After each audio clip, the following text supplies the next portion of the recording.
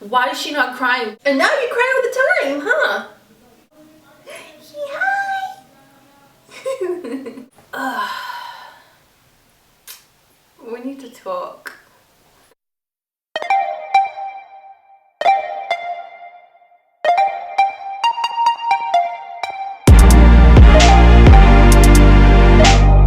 Before we get started, make sure you hit the subscribe button because you're already here, you already clicked on my video, so you know what's up. I'm smiling right now because like I have so much to tell and I just feel like where should I start kind of thing. Okay, I have, if I keep looking down at my phone or like whatever, it's because I've written notes on my phone.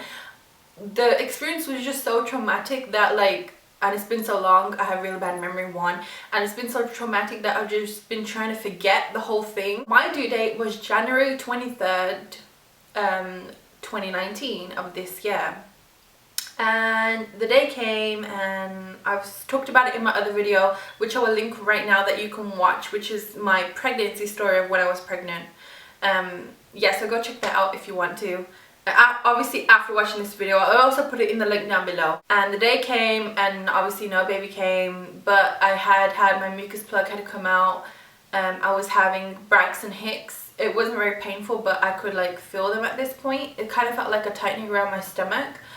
So I knew that the baby was coming soon. I went to my doctor's appointment on that actual day. I had an appointment with a doctor and she checked my cervix and I was not dilated or not, what's that word called when your cervix like flattens?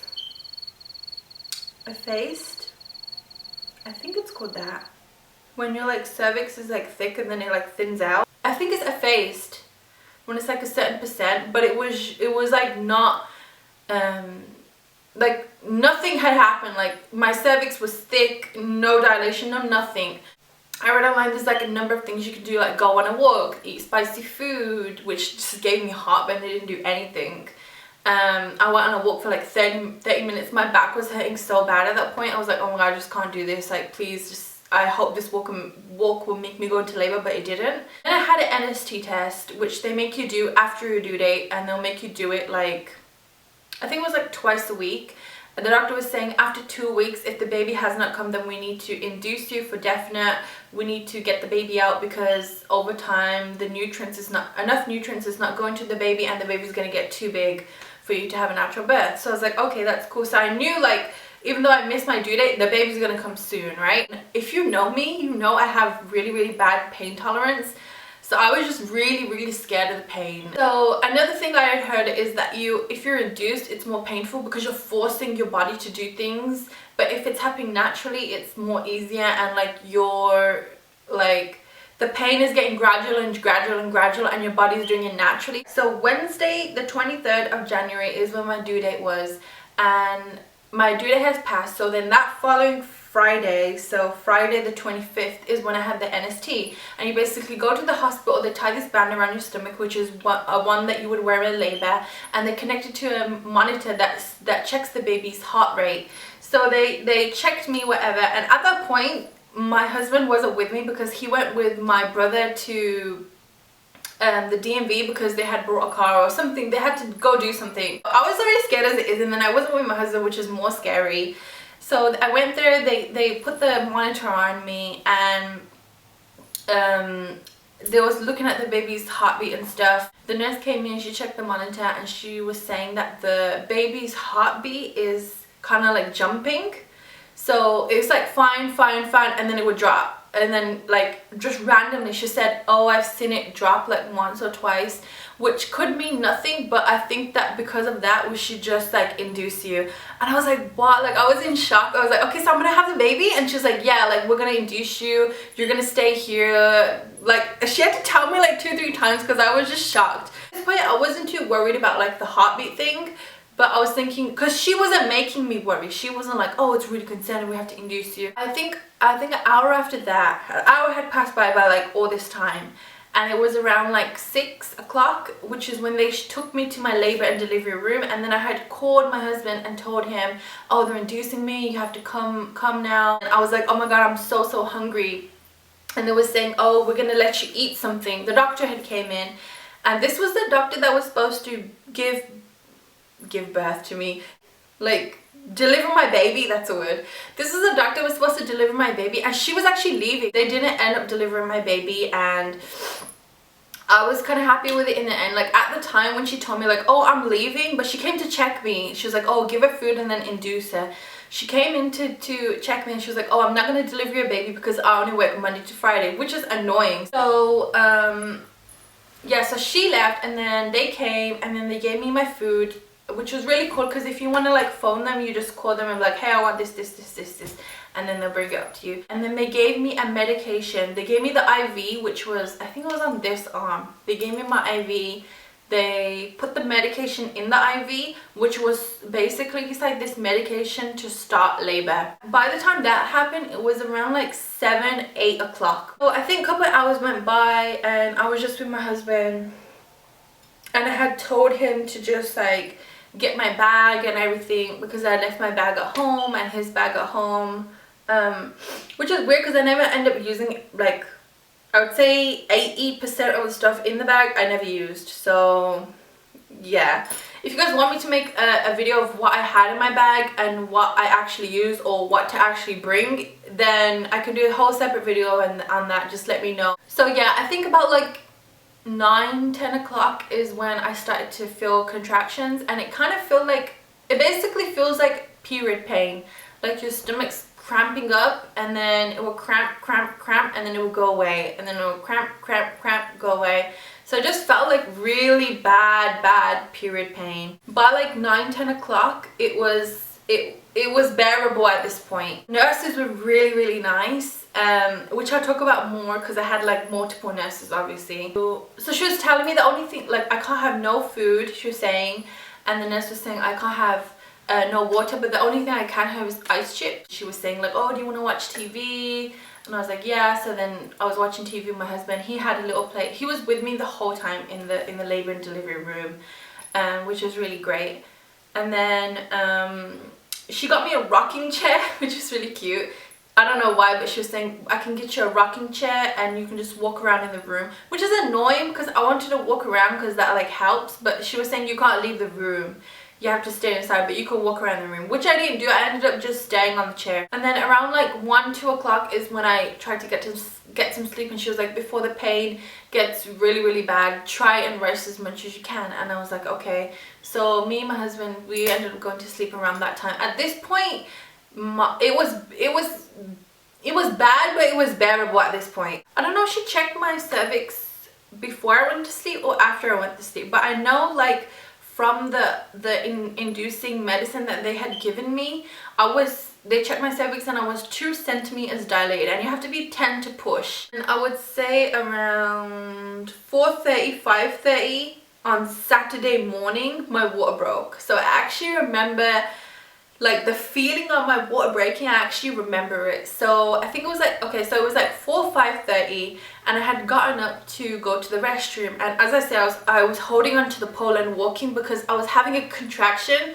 So I remember like stopping in between the bed and the restroom, and I was just holding onto the pole, like leaning over and holding onto the pole like this, and I was trying to like breathe through the contraction because they teach you to breathe and in through the nose, out through the mouth. So that was helping at this point because my contractions weren't too bad.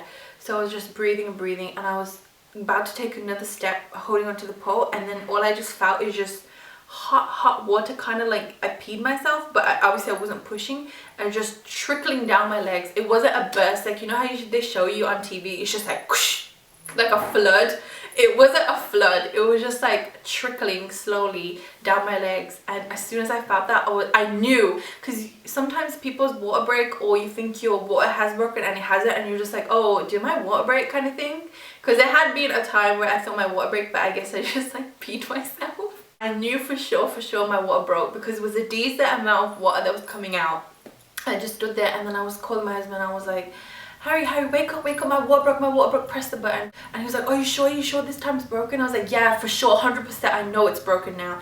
So then I just stood there, I did not move at all.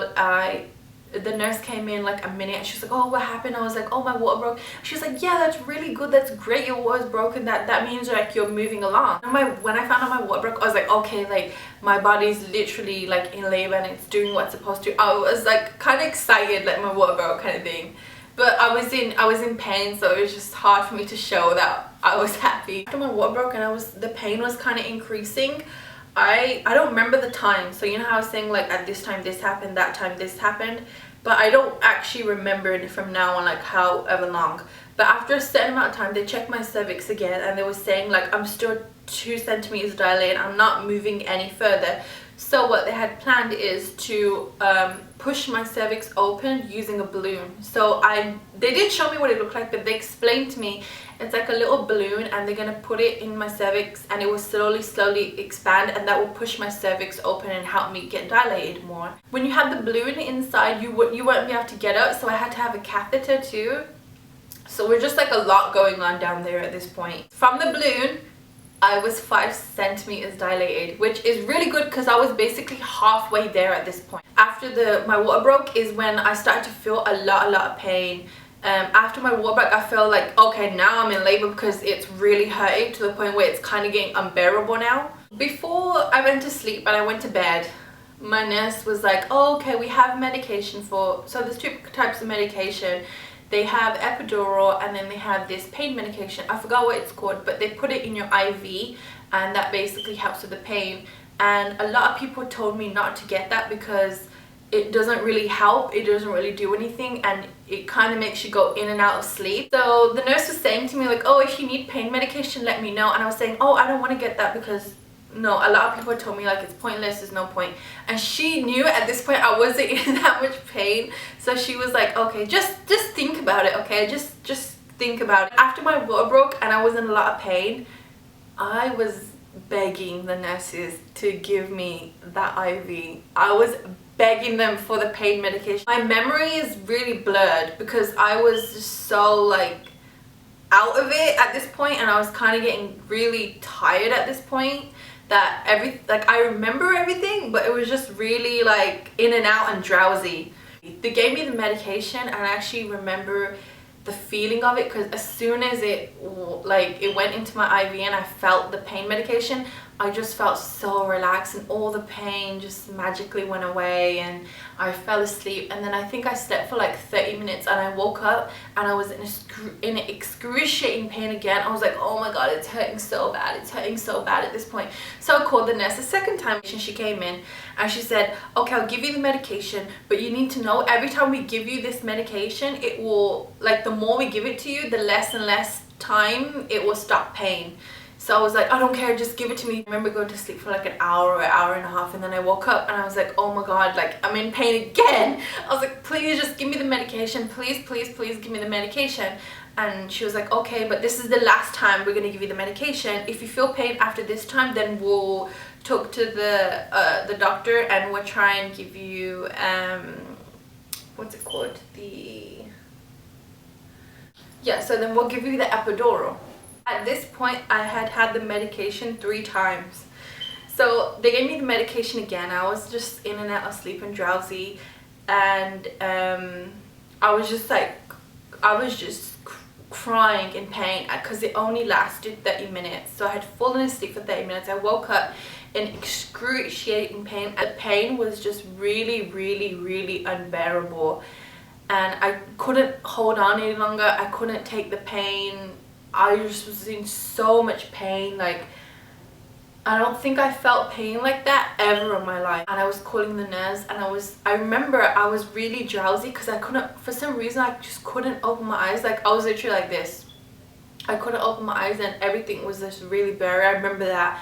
And I remember the nurse coming in, and I was crying, and I was telling her, I can't do it, I can't hold on any longer, like, please help me, I can't. I just remember saying to her, I can't do it anymore.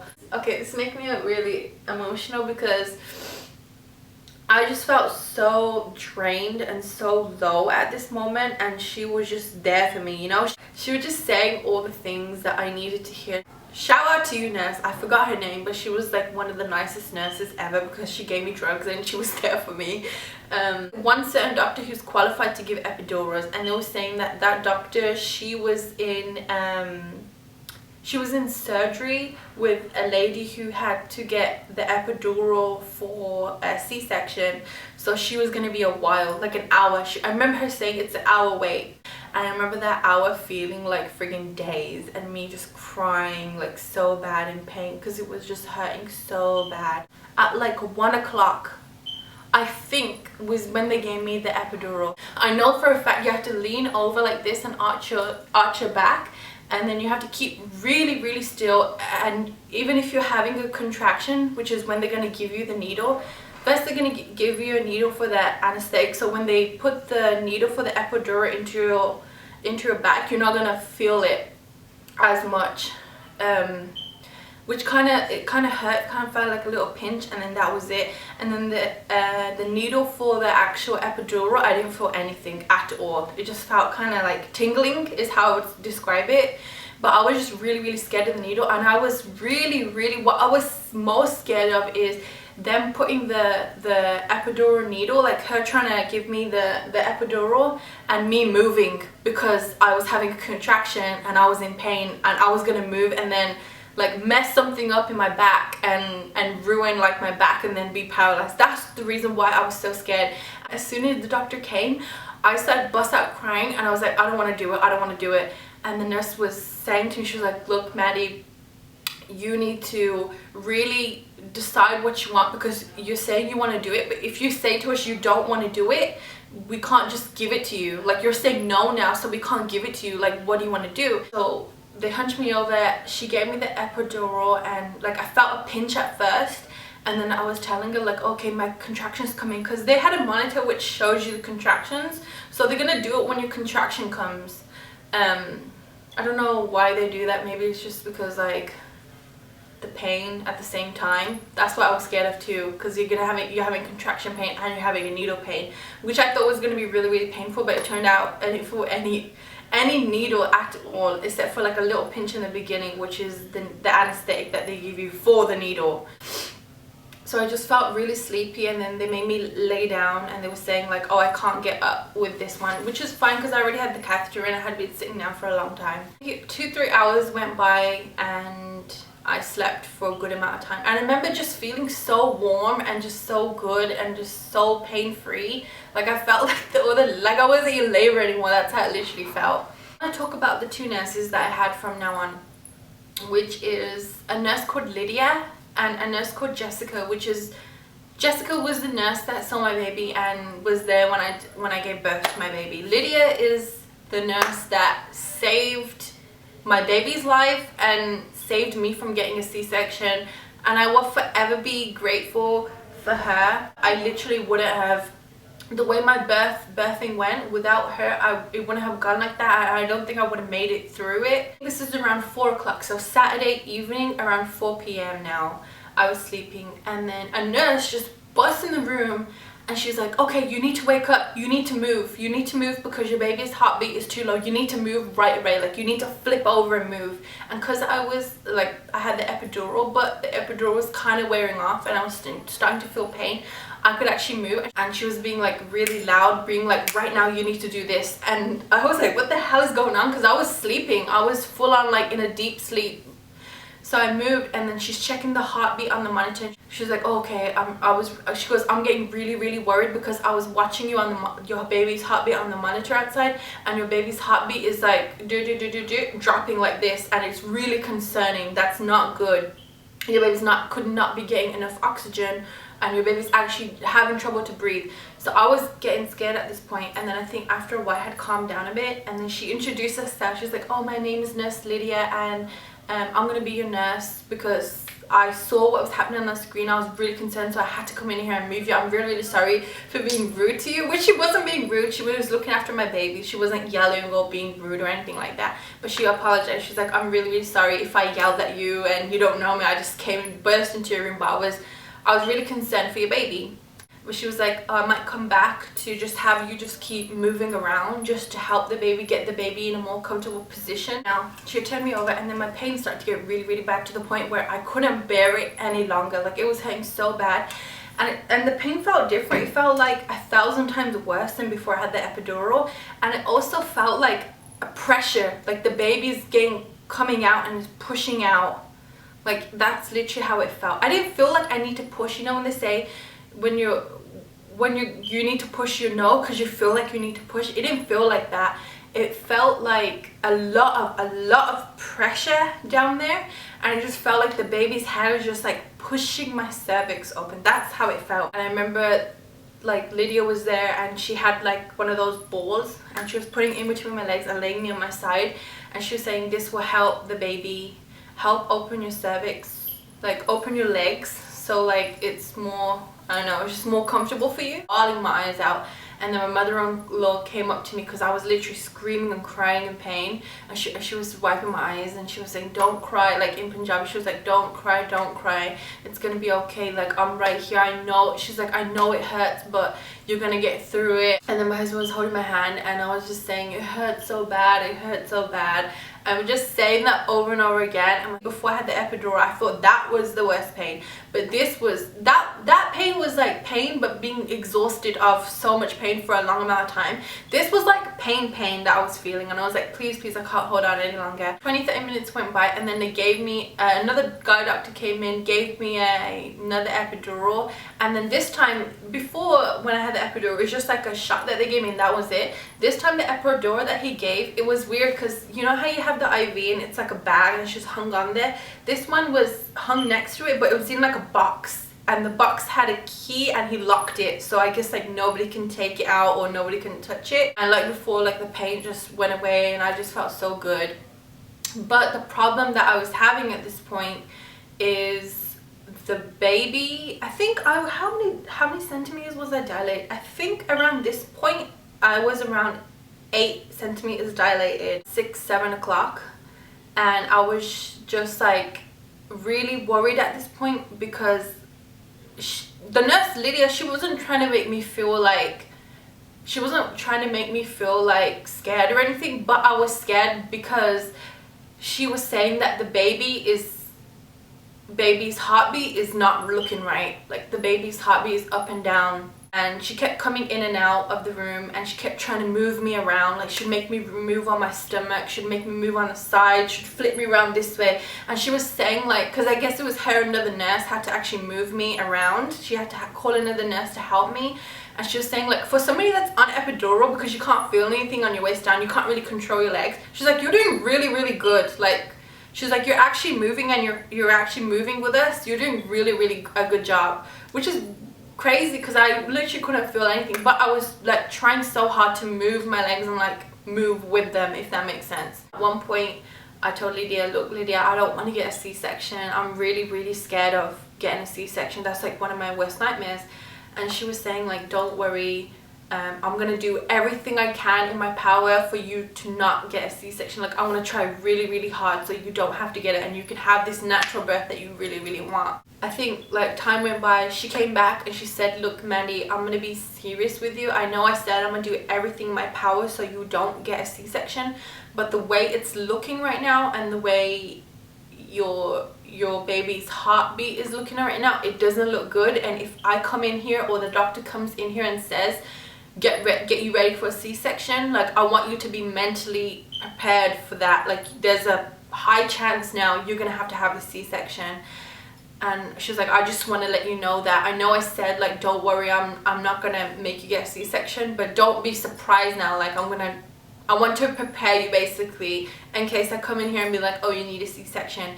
And at that point I was like, okay, shit's starting to get real now. Like I was on edge, I felt on edge, I felt, you know, really anxious, I felt worried, I felt sad. I was just, a lot of emotions going on right now. Just at this point, because I wasn't in pain, at this point I just wanted the baby out, and I wanted my baby to be safe. So my husband was asking Lydia like, why do you think this is happening to the baby's heartbeat? And she was saying, we don't know exactly, we only know when she comes out, or when like Mandy's pushing. But they were saying that maybe her arm is stuck like this, or stuck in a position where she can't breathe properly, or the umbilical cord is wrapped around her neck, or she's basically in a position where she's uncomfortable and her heart's not beating right, and she might not be able to breathe, like she's not getting enough oxygen. I was laying in bed and I wasn't in any pain because I had the epidural, and I just felt like when you're on the epidural, a lot of women say like from the waist down they can't feel anything. And I would say like mid stomach, down to my tippy toes. I couldn't feel anything, it was numb. But I was getting a lot of pain, like mid-stomach upwards to my ribs. And I was feeling a lot of pain, and I was like, is this normal? Like, I wasn't feeling this the whole time, but I'm feeling this now, and it was getting worse and worse. And I was thinking, okay, maybe it's just like contraction or something, or because I'm getting near the end. And I was getting worse and worse, and I think like 20-30 minutes went by, and it got to the point where to breathe, it hurt. Like, it was hurting my ribs so bad. I literally couldn't breathe properly. I called the nurse, I called Lydia in again, and she came in. I told her, like, it's really hurting right here. And I'll call the doctor in. So she calls the doctor in. The doctor comes and introduces herself. Say hi. She said, okay, it's hurting because you have an infection in your uterus. And I was saying, okay, how did that happen? And how does it affect the baby? And she was saying it happened because obviously we clean our hands, we wash them, and then we check your how much dilated you are, we check your cervix, or we wear gloves, and we try to be as sterile as we can, but you just got an infection from that, from like checking so much, or just like bacteria got in there somehow and now have an infection. So we're gonna put you on antibiotic straight away. So I had the epidural little bag, I had the IV bag, and I had the infection antibiotic going all through my IV. So they gave me that. As soon as they gave me that, within like 30 to 40 minutes, the pain had gone away. So I guess it started working straight away. Like when I was around 8 centimeters dilated, Lydia had to go, and she said goodbye to me. And it was really, really emotional because I just felt a connection with her. She was so loving and caring. She's literally, if there's a best nurse award, the best nurse award goes to her. I still wish this to this day that, because I was in hospital for a long time, I gave birth to Serge on the 26th, and I stayed in there for total, including everything, a total of 4 or 5 days, because I wasn't doing well. I had to be on antibiotics. And I wish, because after you have a baby, after you're in the labor and delivery room, you go to a different room, which is like the part where you take care of your baby, like the room where you take care of your baby and stuff. And I really wish I had requested the nurse, like, oh, can Lydia come see my baby? Because I had to thank her. Like, Serge would not be here, or maybe she would have, and I would have been in a C-section and recovering, but I felt like Serge wouldn't have been here if it wasn't for her. So I know she'll never see this video, but shout out to Lydia. This video is dedicated to Lydia because she is like the best nurse ever. It gave me like a new respect to nurses, like to do that, like see all the blood, see all the pain, you know, be supportive to somebody that you don't know, being caring and all that stuff, like to do that. And then you have to be a really strong person to do that. And I hats off to all the nurses. Like, I don't know how they do that on a day-to-day basis and work those long shifts. And whenever a nurse leaves, she introduces the other nurse. So then the other nurse I had was Jessica. I think it's like 8. It's 8 o'clock, and Jessica checked my cervix. I was on my stomach, and she was like, okay, you're 10 centimeters, you're ready to push. So I turn around now, and like I said, there's like doctors or whatever, there's doctors everywhere and stuff, and the doctor has like a shield, like glasses, a shield on, she has a face mask, she has a hat, she's like everything, like dressed up in head to toe, ready for me. I was just turning around, there's like all these people in the room that I didn't even know were in the room. It was crazy. I'm not the type of person to be like, no, only this person can be in the room. The more people there with experience, I was thinking, because I was already scared about Serge's heartbeat, the more people in that room that can help me and help me with my baby, the better. So it's okay, I was push, and I kept pushing, and she was counting really slow. She was like 1, 2, 3, and literally I couldn't push for 10 seconds straight. Like, she was counting really slow. And I remember like pushing, and then by the time she would get to like 5 or 6, I would get like so tired from pushing that I would be like, oh, I can't do it. She's like, no, push, like carry on pushing. Oh, we can see the head. They were like, Mandy, don't give up. I was so tired by this point. I had been in labor for over 24 hours. I was so exhausted, and then pushing was tiring me out. In total, until Serge actually came out, I pushed for, they said 40 minutes I pushed for. Which seemed like, after she had given birth and they told me that, it literally seemed like I pushed for 5 minutes. Even my husband was saying like, it felt like you only pushed for 5 minutes. Like, it came out so easy. And I was like, that's a long time. But I guess for my first time, it's faster, because there are some women out there that push for 2-3 hours. So I was kind of like grateful, but the time went so quick because I guess I was just like concentrating on pushing. Baby, there was a doctor that was higher than her that was watching the whole thing go on. And she came up to me and she was like, okay, Mandy, you need to really, really push. You don't push and the baby doesn't come out soon, your baby's in a lot of danger.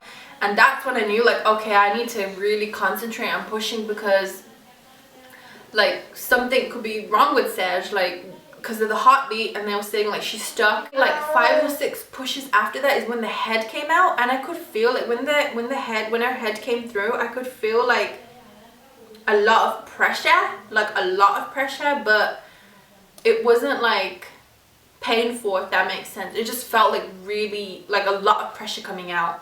And then pushing again, like when they push past the shoulders, that's when they pull the baby out and the baby just comes out. But push, once the head was out and I had to push again, it was actually harder to push it out. She didn't really show me her, like, you know when I've seen videos when like they pull the baby out and then they show you the baby like this, like they're showing me like, oh, there's your baby kind of thing. But she didn't show me. She just said, oh, look, there's your baby. And then she moved her to the station where the baby, like they laid the baby down and weigh the baby. I started crying and I was like, why is she not crying? Like it was just really like the atmosphere in the room wasn't like happy, and I could tell by the facial expressions on the doctors that they were kind of concerned, like something was up, but they weren't telling me because they didn't want me to worry. I couldn't see her. There was so many people in the room. I couldn't actually like see her when I was trying to look over to where she was. And they were saying like, oh, they were saying, don't worry, it's normal for sometimes baby not to cry. And I was like, yeah, but she's supposed to cry, but she's not crying. I think a minute or 2 went past and then I kind of heard her. She just screamed right now. I kind of heard her like a little baby cry, and I was like, okay, she's okay. My husband came up too. She's like, she's okay, she's crying. And then yeah, so she was okay. And once I knew she was okay, then the doctor was saying, okay, now we need to push her placenta out. Which is weird because when you watch other videos and mom's telling you like, oh, this is gonna happen, that's gonna happen, nobody ever mentions you have to push again and push the placenta out after you're so tired of pushing the baby out. Sometimes you can actually ask the doctor to see about it. I didn't want to see all that. And then she checked my tear. Sorry, this is so TMI, but you gotta know. If you're watching this video and you're having a baby, like I'm telling you, because you gotta know and you gotta be prepared. She checked my tear because I had torn a little bit. She was like, it's just a 2nd degree tear. I think there's 4 degrees. 4 is like all the way to your tush area, your booty area, and I was 2, so I was halfway. The epidural was kind of wearing off, so I could kind of feel like her stitching, and I remember just being in a lot of pain because the first time they put Sage on me, the first time I ever touched her, I touched like her back, and it was so soft and she was so warm, and she wasn't crying like at all. She was awake, but she was just like looking around. Like I just felt love like no other. Like the feeling I felt, I can't even describe it. Like my life was complete. And to be in like worrying the whole time that she's okay in there, and then for her to actually be here and be like me holding her and she's safe, it was just everything. Like my heart was just so warm. What we found out after she was born is that the umbilical cord was wrapped around her neck 2 times, so that's why her heartbeat was going up and down like that. Every time I talk, Sarah's just trying to talk. Go ahead, what do you want to say? Lucky to have the nurses and the doctors that I did, because without them I probably wouldn't have got through it. God knows what would happen. I probably would have had to have a C-section. So if you're in the medical field, what you do is amazing, and I hope you just feel proud of yourself because you're changing people's lives. I gave birth to Serge on Saturday, January the 26th at 9:02. Serge was born. She was 6 pounds and 12 ounces. And I can't remember how tall she was. I'll leave it right here somewhere. But yeah, that is when Serge came into the world and changed my life forever. So that's my labor and delivery story. That's my labor and delivery story. I really hope you guys enjoyed this video. Make sure you give this a thumbs up if you did, and let me know in the comment section down below if you enjoyed this video. Are you having a baby? Have you had a baby? What was your experiences? Are you gonna have a baby? Are you nervous? Are you scared? What's going on? For watching and making it this far. Thank you for watching. She wants to jump now. Thank you for watching this video, guys, and make sure you hit that subscribe button. Say bye.